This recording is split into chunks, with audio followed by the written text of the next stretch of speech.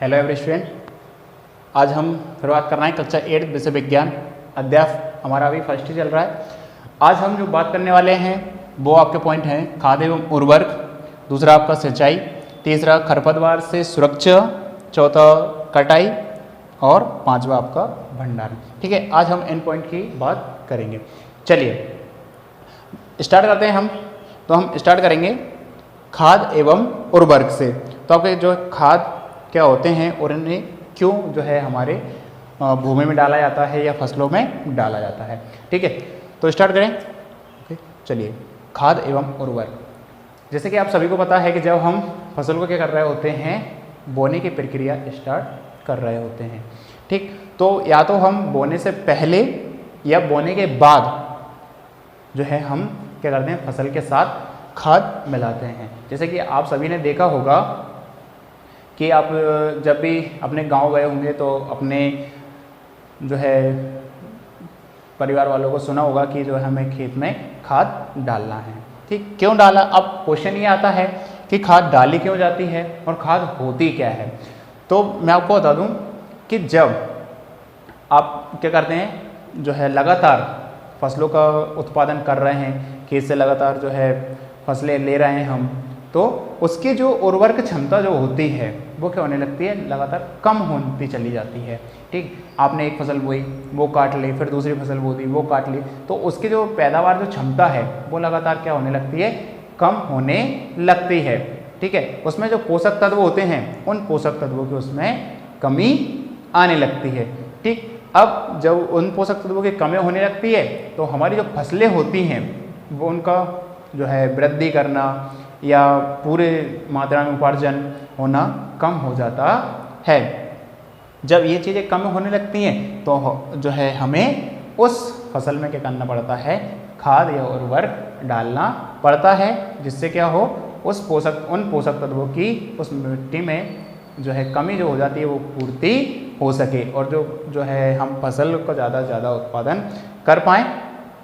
ठीक, तो जैसे कुछ खाद हैं आपके, जैसे आपने सुना होगा यूरिया, अमोनियम सल्फेट या सुपर फास्फेट, पोटास, ये जो है आपके कुछ खाद या उर्वरक हैं जो कि क्या होते हैं, मिट्टी में पाए जाते हैं, लेकिन हमारे लगातार फसलें लेने के कारण इन चीज़ों की इनमें कमी आ जाती है, जिससे हमारी फसलों का उत्पादन कम हो जाता है।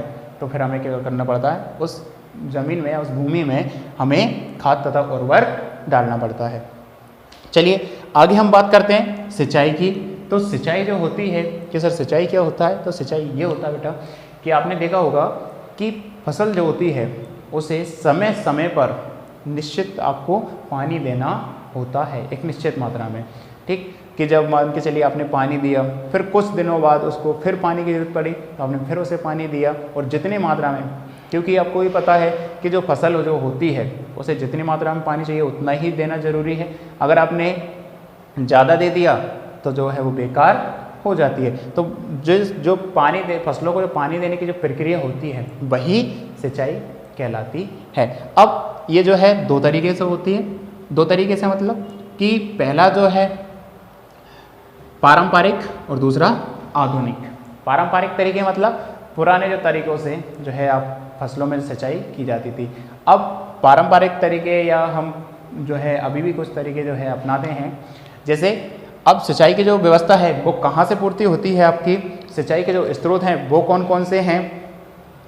तो जैसे आपने देखा होगा कुएं, तालाब, जलकूप या झील, नदी या जो है आपके ट्यूबवेल, नहर इत्यादि से आप क्या करते हैं, सिंचाई व्यवस्था करते हैं। ठीक है, ये आपके सिंचाई के स्रोत होते हैं जिनसे हम सिंचाई कर पाते हैं। अब पारंपरिक तरीके कौन से हैं सिंचाई के, तो पहले जो चलता था वो सबसे पहले जो तरीका था वो था मोटा का। अब मोटा की अगर हम बात करें तो ये एक कहीं कहीं ऐसे शब्द बदल के ही बोला जाता है।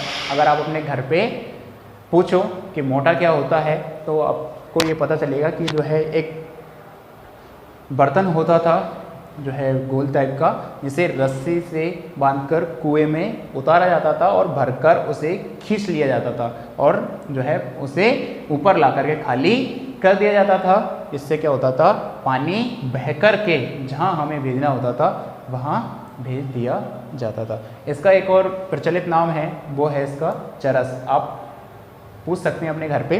ओके, अगला आता है आपका चैन पंप के माध्यम से।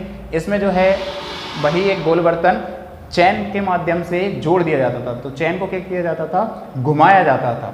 चैन घूमती थी और वो बर्तन क्या होता था, कुएं में पहुंच जाता था और भर करके फिर चैन को घुमाया जाता था तो वो बर्तन कहाँ जाता था, ऊपर आ जाता था। ठीक है, तो ये प्रक्रिया लगातार गोल गोल घूमते रहते थे। तो इसमें 2-4 बर्तन जो है जुड़े होते थे, वो जा कर के भर के लाते थे और घूमकर ऊपर उलट देते थे। ये दूसरा तरीका होता था। अगला आता था ढेकली। ठीक है, इसमें भी जो है एक बाल्टी को क्या किया जाता था, एक लंबी सी लकड़ी लेकर के एक सिरे में जो है बाल्टी लटका दी जाती थी कुएं में, दूसरे सिरे पर एक वजन वाला जो है पत्थर बांध दिया जाता था। जब वो बाल्टी जब जो है कुएं में जाती थी तो इस तरफ जब वजन रखा जाता था दूसरे तरफ, तो बाल्टी क्या होती थी, भर के ऊपर आ जाया करते थे। ये प्रक्रिया थी। अगली एक और आती है रहट प्रक्रिया। रहट प्रक्रिया में क्या होता था, एक चरखा होता था और उस चरखे से एक बैल को जो है बांध दिया जाता था और दूसरी तरफ रस्सी के माध्यम से एक जो है बर्तन बांध दिए जाते थे। तो बैल क्या करता था, जब जो है राउंड करता था तो वो बर्तन नीचे से भर के ऊपर आ जाता था और जब उसे उल्टा जब घुमाया जाता था वो बर्तन क्या होता था, नीचे पहुंच जाता था। ठीक है, यह प्रक्रिया जो है अब हमारी पारंपरिक या पुरानी थी। अब आधुनिक प्रक्रियाएं आ गई हैं तो हम क्या करते हैं, यही सिंचाई हम आधुनिक तरीके से करते हैं, जो कि पंपों के माध्यम से, मोटर पंप के माध्यम से होती है। आपने भी देखा होगा कि आपके जो कुएं, ट्यूबवेल या नलकूप जो हैं उनमें हम क्या करते हैं, मोटर डाल देते हैं तो उनमें जो पंखे लगे रहते हैं वो आसानी से या आसान तरीके से बिजली के माध्यम से पानी को उस जगह से बाहर करने का काम करते हैं। और इस ये जो है तरीका जो है आसान भी होता है, सरल है, समय की जो है बचत भी इसमें होती है। ठीक है, तो ये हमारी सिंचाई व्यवस्था थी। अब कुछ और भी तरीके जो हैं हमारे सिंचाई के आए हैं, जैसे कि जितने पानी की जहाँ जितनी ज़रूरत है उतना ही उसे पानी देते हैं। जैसे आपकी एक प्रक्रिया आती है छिड़काव तंत्र। छिड़काव तंत्र जैसा कि आपने गार्डन या कुछ जो आधुनिक किसान हैं उनके पास ये देखा होगा कि जो है एक पाइपलाइन बिछी होती है और एक वहाँ एक सीधा पाइप लगा दिया जाता है, उसके ऊपर एक घूमने वाला नोजल लगा दिया जाता है। जब पानी उस पाइप में आता है तो वो नोजल क्या करने लगता है, घूमने लगता है और घूमते हुए उस जगह में पानी का छिड़काव करता है, जिससे पानी जो है उतना ही जाता है जितनी ज़रूरत होती है, ज़्यादा पानी बेकार नहीं जाता है। ठीक है, ये था छिड़काव तंत्र। अगला आता है ड्रिम तंत्र। ड्रिम तंत्र क्या होता है कि जो पौधे लगे होते हैं वो एक लाइन में लगे होते हैं। ठीक है, ये पौधे क्या होते हैं, एक लाइन में लगे होते हैं और उसी लाइनों में क्या किया जाता है, हम पाइप लाइन भी बिछा देते हैं। ठीक है, यहाँ पाइपलाइन भी उसी के माध्यम से उसी लाइन में बिछा दी जाती है और जहाँ हमारा पौधा होता है वहीं हम क्या करते हैं, उस पाइपलाइन में एक छेद कर देते हैं। जहाँ भी आपका पौधा है वहीं आप क्या करोगे, पाइपलाइन में एक छेद कर दोगे, ताकि जो पाइप से निकलने वाला पानी है वो कहाँ जाए, सिर्फ पेड़ की जड़ों में ही पहुँचता है। ठीक है, ये पाइपलाइन पूरी एक जगह एक पंप से कनेक्ट कर दी जाती हैं और पानी उतना ही जाता है जितना पेड़ की जड़ों को ज़रूरत होता है, ज़्यादा बेकार पानी हमारा नहीं जाता है। तो ये हमारे आधुनिक तरीके हैं कुछ। ठीक है, सिंचाई के।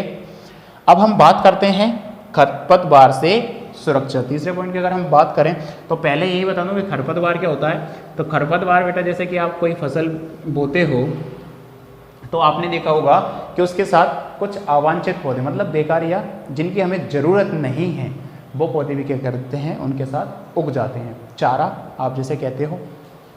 ठीक, तो वही पौधे क्या करते हैं, फसल को बर्बाद करते हैं। वो पौधे भी उतनी ही मात्रा में पोषक तत्व लेते हैं जितने की फसल को ज़रूरत होती है। तो फसल को जितनी पोषक तत्व की ज़रूरत है उससे ज़्यादा जो है खरपतवार ले लेते हैं, तो फसल की जो वृद्धि होती है वो कम हो जाती है। इसलिए हम क्या करते हैं, उस खरपतवार से फसल की सुरक्षा करते हैं तो आपने देखा होगा कि जब हम सोयाबीन, मूंगफली या मक्का, ज्वार जब ये सब बोए जाते हैं तो इस कुछ दिनों बाद जब फसल लगभग थोड़ी बड़ी हो जाती है तो क्या करते हैं, उनकी निंदाई करते हैं, जिससे क्या होता है जो अवांछित जो पौधे होते हैं या खरपतवार जो होते हैं उन्हें हम निकाल लेते हैं। जो चारा जो बेकार होता है हम उसे निकाल लेते हैं, जिससे हमारी फसल अच्छे से पककर जो है तैयार हो पाए। ठीक है, अब कुछ आधुनिक तरीके इसके भी आ गए हैं, जैसे कि आप जो है इन पर रासायनिक छिड़काव कर देते हैं, कुछ दवाइयों का छिड़काव इन पर कर देते हैं, जिससे वो जो अवांछित पौधे होते हैं या जो खरपतवार होती है वो नष्ट हो जाती है। ठीक है, अब आगे बात आती है कटाई की। तो कटाई आपने सबने देखा है कि जब फसल लगभग पककर जब तैयार हो जाती है तो समय आता है कटाई का। तो कटाई करने के लिए आप क्या करते हो, वही या तो आप जो है आप कटाई के कुछ पुराने तरीके, जैसे कि हम बात करें कि कुछ लोगों को लगाकर हम क्या करते थे, फसल को कटवा लिया करते थे। लेकिन अब अगर हम बात करें तो रीपर और हार्वेस्टर आ गए हैं, जिससे कटाई का तरीका आसान हो जाता है और आप उसे बहुत ही कम समय में अधिक फसलों की कटाई कर सकते हैं। अगला पॉइंट आता है आपका भंडारण। ठीक, आपकी जब फसल कटाई हो जाती है और उसे आप क्या करते हैं, थ्रेसिंग के माध्यम से काटने के बाद उसे आप एकत्रित करते हैं, एकत्रित करने के बाद उसे क्या करते हैं, थ्रेसिंग के माध्यम से आप अपनी फसल को भूसे से अलग कर लेते हैं। ठीक है, अब बात आती है भंडारण की। भंडारण मतलब फसल जो आपकी आई है उसे सही सुरक्षित एक स्थान पर रखना, वो क्या कहलाता है, आपका भंडारण कहलाता है। आप फसल जब जो है थ्रेसिंग हो जाती है, निकल जाती है, तो उसे आप क्या करते हो, अब बोरों में भर करके एक सुरक्षित स्थान पर रखते हो। ठीक है, गोदाम में रखते हो, ताकि जो है फसल खराब ना हो और उसका मार्केट में अच्छा भाव आपको मिल सके। ठीक है, तो यही प्रक्रिया जो है आपकी भंडारण कहलाती है। जैसे आपने देखा होगा कि जब फसल आपकी बिक भी अगर जाती है तो जो भी फसल के खरीदार होते हैं वो क्या करते हैं, उनका भंडारण एक सही जगह पे सही ढंग से गोदामों पर करते हैं, ताकि उनका जो फसल है वो भी खराब ना हो। ठीक, तो यही आपका चैप्टर था, आज ख़त्म होता है। इसमें आपका अभ्यास दिया गया है। ठीक है, अभ्यास में आपको उचित सब छांट कर लिखना है, ये आपको लिखकर भरकर भेजना है, और अगर समझ में ना आए तो आपको पूछना है। दूसरा, कॉलम ए से कॉलम बी का मिलान करना है, ये भी आप करके देखना। दूसरा, दो के उदाहरण दिए हैं, खरीफ रबी की फसलें दिए हैं। चौथे में आपको निम्न पर अपने शब्दों में एक एक पैराग्राफ आपको बना करके तैयार करना है। ठीक, इसके बाद आपके जो भी क्वेश्चन आंसर दिए हैं वो आपको करके भेजना है। ओके, आपकी फेयर कॉपी में आपको नोट ही करना है और फोटो मुझे भेजना है। Okay, thank you.